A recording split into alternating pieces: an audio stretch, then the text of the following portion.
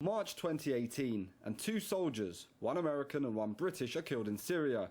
They were there as part of the Western coalition fighting ISIL occupying northern Syria.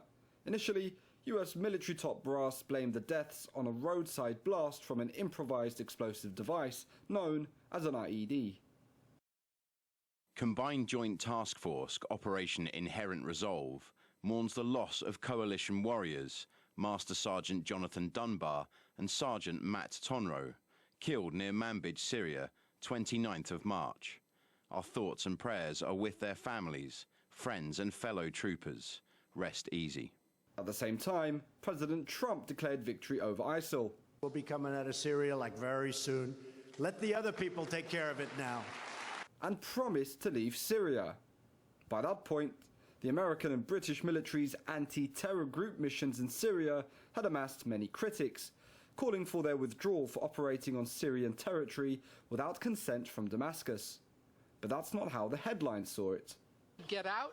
Army Master Sergeant Jonathan Dunbar and Sergeant Matt Tonro of the UK, both killed in an IED blast while on a classified mission to capture or kill an ISIS operative. 5 others were wounded in that operation. We reported last week President Trump says U.S. troops will be leaving Syria very soon. Sergeant Jonathan Dunbar from Austin, Texas, died of an IED on the same week that Trump is saying these things. And freezing funding that is used to move. Even the United States' own special envoy to Syria used the soldiers' deaths as an opportunity to remind the world, and perhaps specifically Donald Trump, that the war on ISIL was not over.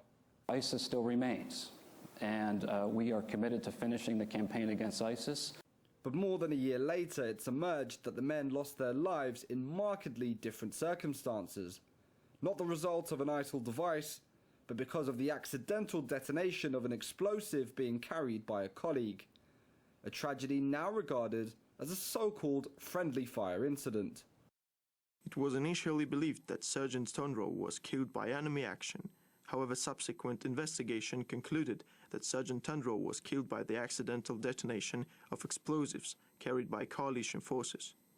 Even though those soldiers' deaths can no longer be used as a reason to justify that presence, it's unlikely that calls for Western nations to leave Syria will be heard by leaders committed to sending more personnel into a war zone. Questions that should be asked at the time, what are we doing in Syria? What are British troops doing in Syria? What are they? Who are they fighting? Who are they fighting for and against? Are they there legally? Are they breaching international law? Were they invited by the Syrian government? So we can kind of overlook the illegality of the British and the US and French troops in Syria.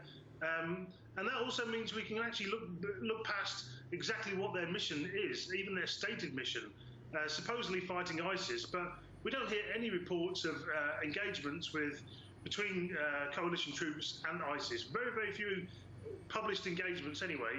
The goal of the US is to keep fighting wars, and the goal of the UK and France is to continue that well-trodden road of being America's bleating little lamb.